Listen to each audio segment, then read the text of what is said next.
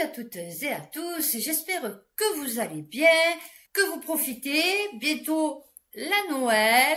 Bah écoutez, nous, cette année, à Noël, ça va être vite fait, c'est mes enfants et moi et mes chiens. Voilà, comme toutes les autres Noëls. Aujourd'hui, on va faire science, oui, parce qu'après autant de vidéos aussi dramatiques, on va dire, enfin, c'était pas top, hein. Donc, on va essayer de faire un truc un peu plus humoristique. Vous savez que j'adore science. Philippe aussi d'ailleurs, je sais. Donc, j'ai trouvé des trucs super sympatoches. Alors, pour mes nouveaux abonnés, bon, je sais pas si vous avez compris le concept un peu. C'est-à-dire que, bon, par exemple, moi, je crois plus en rien ni en personne. Donc, du coup, maintenant, tout ce qu'on va me dire, bon, je le prends à la légère. Et encore plus quand ça vient de la science, on va dire, officielle, surtout dans la NASA. Voilà. Donc j'essaye de montrer les paradoxes, l'ironie de certains articles qui vraiment des fois sont super rigolos. Et après ça peut être des trucs sérieux aussi, hein. Bon, si ça te déplaît, s'il y en a qui sont dogme, scientisme, bah écoutez, désolé, hein. La vidéo n'est pas pour vous. Voilà. Aujourd'hui, nous allons faire un peu d'espace et un peu de sur Terre. D'ailleurs, je me suis toujours posé la question, vous voyez. Comment ça se fait que la Terre et la Lune, elles ont pas de nom? Non, parce qu'avant la Terre, elle s'appelait Gaïa. Bon, la Lune, je ne sais rien, mais en tout cas, la Terre, elle s'appelait Gaïa. Et c'est devenu la Terre, la Lune. Ok, pas de souci, les nuages, les flocons de neige, enfin bon. Et par contre, et le Soleil, d'ailleurs. Et par contre, tous les autres, ils ont des noms. Vous voyez, Mercure, Saturne, on dit pas le Mercure. On dit pas la Saturne. Ben là, pourquoi la Lune, le Soleil et la Terre, elles ont pas de nom? Alors on commence bien. Allez, on fait d'abord de l'espace et après on reviendra sur la Terre. Nationalgeographic.fr. La 9e planète du système solaire serait plus proche de la Terre que ce que l'on pensait.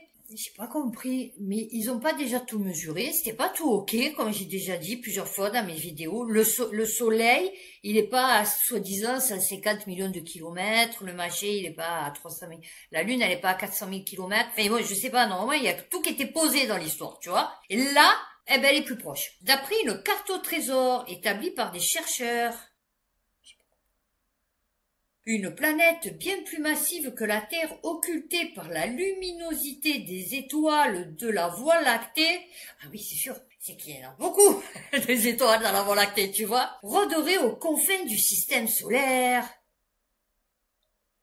C'est l'un des mystères les plus fascinants du système solaire. Une planète géante de glace se cache-t-elle? Comment ils savent qu'elle est de glace? Non, parce qu'ils marquent, selon certains astronomes, une planète inconnue. Elle est inconnue. Tu vois, toi, c'est comme toi, si tu dis, tiens, le mec d'à côté, que tu connais pas, il est brun aux yeux bleus, sa femme, elle le fait cocu, tu vois, mais la personne, tu la connais pas, tu l'as jamais vu, c'est un inconnu, tu sais pas à quoi il ressemble, c'est un inconnu. Ce monde encore hypothétique, surnommé Planète 9. Oh! Ah non, c'est Planète 51. Ah ouais, je me suis trompée. Oh, qu'est-ce qu'il m'avait fait rire, ce dessin animé. Ah ouais, Planète 51, elle est trop fait rire. Franchement, elle était trop bien, celui-là. Voilà, un truc comme ça, il devrait nous les ressortir. D'ailleurs, je me suis acheté, puisqu'on est dans Science, le dernier Mario. Jamboree, je sais pas quoi. Ce soir, on y joue. On a vu ça un peu hier avec mon fils. J'ai dit, vas-y, montre-moi le truc. Ouais, parce que moi, vous savez que je suis à fond les jeux vidéo et tout. Donc, j'ai dit, vas-y, montre-moi un peu les plateaux, les machins, les Bowser et les... et les personnages, et qu'est-ce qu'on a comme carte, et tu vois, et ce qu'on peut acheter dans les magasins, enfin bon. Et donc, du coup, ben voilà, ce soir, c'est soirée Jamboree, super, je me languis. Donc, on a pu prédire l'existence, d'accord, de cette planète invisible. Non, franchement. Alors, je comptais lire, vous voyez, parce qu'il est long quand même, hein, il est très long le truc. Oui, très très long le truc. Je comptais le lire, mais bon, du coup, là, c'est pas possible. Non, parce que là, déjà, la première phrase, vous voyez, on a pu prédire l'existence de cette planète invisible en me disant qu'elle est faite de glace et que, bon, du coup, elle est super massive et que machin, c'est compliqué. Vous voyez, voilà. Donc, ben écoutez, tant mieux pour eux. Voilà, c'est les planètes fantômes. Ah, je vous jure, il y a écrit planètes fantômes. Il y a des planètes fantômes dans le système solaire externe. Voilà. C'est des esprits. Il faudrait qu'ils aillent demander à Caputo dans Long Island Medium, et je sais pas si vous le regardez, j'adore, et que je pleure. Oui, non, parce que je fais que pleurer, moi, vous le savez. On dirait pas comme ça. Eh ouais, pourtant, elle aussi, elle parle à des esprits. Voilà, ben, ils devraient l'appeler, peut-être, elle pourrait leur dire, les aiguiller, tu vois, sur le projet. Après leur annonce, des astronomes n'ont pas tardé à émettre des doutes quant à l'hypothèse planète 9. Une de leurs principales objections est que l'amas bizarre... Non, mais attendez, les mecs c'est des scientifiques. L'amas bizarre d'orbite. Explication, est-ce qu'on peut avoir des amas d'orbite? Pourrait bien ne pas en être un du tout. En fait, ces 5 dernières années, plusieurs équipes en sont venues à la conclusion, grâce à de vastes ensembles de données, que les indices de l'existence d'une 9e planète n'étaient rien que des artefacts. Donc, on a une 9e planète qui n'existe pas, fantôme. Ah, Patrick Swayze, dans Ghost. Ah oui, mon Dieu, mon Dieu. Ah ouais, non, t'as cogné. Ah oui, non mais, attends, ça me fait petit moulage. Ah, moi aussi. Alors, allez, on va faire entre ciel et terre. Non, vous allez voir, magnifique. Des scientifiques découvrent un 3e état entre la vie et la mort. fr.newsyahoo.com. Donc déjà, il y a quelque chose, vous voyez. Un groupe de biologistes cellulaires affirme avoir découvert un 3e état qui va à l'encontre des définitions traditionnelles de la vie et de la mort. Finalement, vous avez remarqué que, à force de lire, enfin, si vous suivez Science, du coup, vous verrez que tous les articles que je dis, chaque fois que je lis un article, eh ben, vous pouvez dire qu'ils disent que ce qui pensait être ça, ben, c'est pas ça. Hein? La mort est généralement définie dans la communauté scientifique comme la cessation irréversible du fonctionnement général d'un être vivant. Deux biologistes, Peter Noble, professeur agrégé de microbiologie à l'université de l'Alabama à Birmingham, et Alex Puzikoff, directeur de bioinformatique à la Earl and Manela School of Biological Science de Hop City. Je vous avoue que ça a été compliqué l'anglais sur l'action. Alors, l'émergence de nouveaux organismes multicellulaires permet de rompre avec les définitions conventionnelles de vie et de mort. Ah, c'est-à-dire que quand on meurt, il y a des organismes multicellulaires qui émergent avant que d'autres aussi émergent pour nous manger, je sais pas. Alors, les chercheurs ont exploré les processus qui permettent aux cellules de continuer à fonctionner après la mort d'un organisme et qui rendent possible les greffes d'organes. Eh oui, c'est vrai. Ben oui. Pourquoi il y a certains organes qui peuvent être maintenus en vie et pas d'autres? Parce que je sais, sinon ils te découperaient, tu vois, ils te prendraient tes doigts, tes jambes, tes pieds, je veux dire, tu vois, non? Comme il faut les Chinois. Non, c'est pas ça. Les recherches ont montré que les cellules d'animaux morts sont capables de s'adapter spontanément aux conditions des boîtes de pétri en laboratoire en formant de nouvelles structures multicellulaires appelées xénobots. Oula, ça fait peur. Les xénobots présentent des comportements qui vont bien au-delà de leur fonction biologique d'origine. Ça fait peur. Oula, Louis, ça fait peur. Par exemple, de nouvelles structures multicellulaires fabriquées à partir de cellules d'embryons de grenouilles mortes utilisaient leurs cils, de petites bosses ressemblant à des poils, pour se déplacer dans leur environnement, alors que chez les embryons vivants, ces cils sont généralement utilisés pour déplacer le mucus. Ces nouveaux xénobots possèdent également la capacité unique d'effectuer une autoréplication cinématique, c'est-à-dire de modifier leur forme physique ainsi que leur fonction sans tenir compte de leur fonction originale. Oula, oh, mais c'est normal. C'est bio? Non, parce que du coup, non, parce que là, il nous parle de xénobots, donc du coup, ça fait un peu robot, tu vois. C'est le piou-piou? Ouais, non, c'est pas le piou-piou? Alors, ah non, pas sur les grenouilles. Eh oui, non, c'est sûr. Suggère également que le processus de mort des organismes peut influencer considérablement l'évolution de la vie au fil du temps. La vie peut-elle être préservée après la mort? En revanche, les cellules musculaires squelettiques des souris peuvent être régénérées jusqu'à 14 jours après la mort et les cellules de fibroblastes de moutons et de chèvres, c'est absolument parce que peuvent être implantées environ 1 mois après la mort. Allez, ok, on est bon. Alors, là, on a fait, donc, 3e état. Eh ben, écoutez, on va repartir sur Terre. Allez, on va faire les anciens Égyptiens. Ah oui, parce qu'il y a les nouveaux, les anciens. Eh ben, il paraît que les Égyptiens, les Arabes qui sont maintenant là, enfin, je sais pas si c'est des Arabes d'ailleurs, j'en peux plus, enfin bon, voilà, ceux qui habitent là maintenant, eh ben, en fait, ils ont aucun rapport avec, soi-disant, ceux qui étaient, qui ont fait les pyramides. Pour eux, les pyramides, c'est rien, quoi. Tu vois, c'est pas un truc que tu as transmis, genre, tu vois, attention, c'est un monument sacré et tout. Pour eux, c'est pas... Voilà. Vous le prenez? Vous le prenez pas, vous faites comme vous voulez.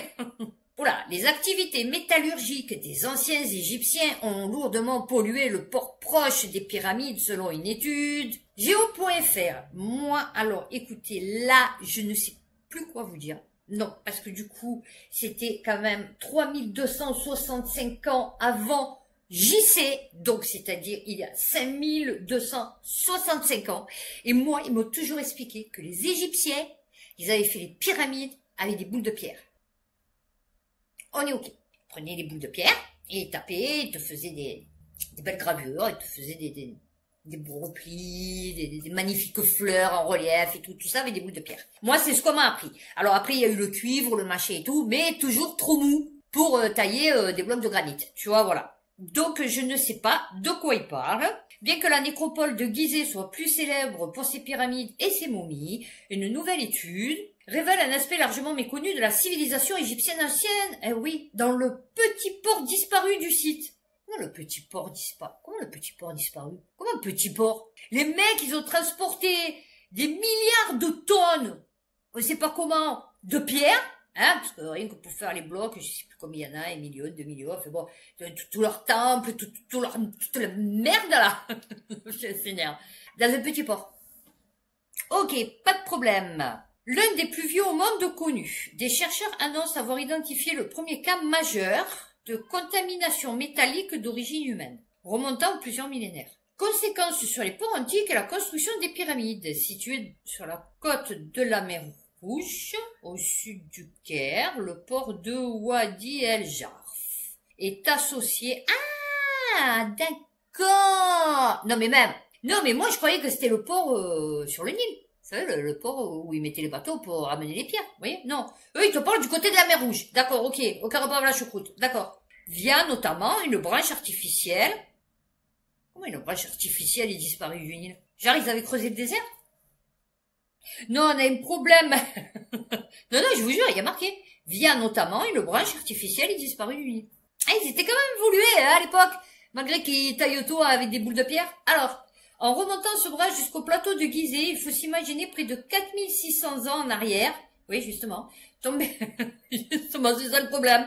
Tomber à nouveau sur un port, lui aussi essentiel dans le processus d'édification du complexe pyramidal. Une industrie majeure de fabrication d'outils en cuivre, dont certains étaient alliés avec de l'arsenic pour une durabilité accrue. Oui, genre, bien sûr. Ces ustensiles comportaient des lames, des ciseaux et des forêts, utiles pour travailler le calcaire, le bois et les textiles. Ah, mais là, ils avaient des forêts. Ah, d'accord, ok. Ah, bah, écoutez. Alors, vous voyez, comme quoi, hein, on en apprend tous les jours. Ah, bah, eux, ils étaient plus modernes. Des chercheurs en forêt, à un peu plus d'1 kilomètre de là où s'étire toujours la pyramide de Khéops, ouais, d'accord.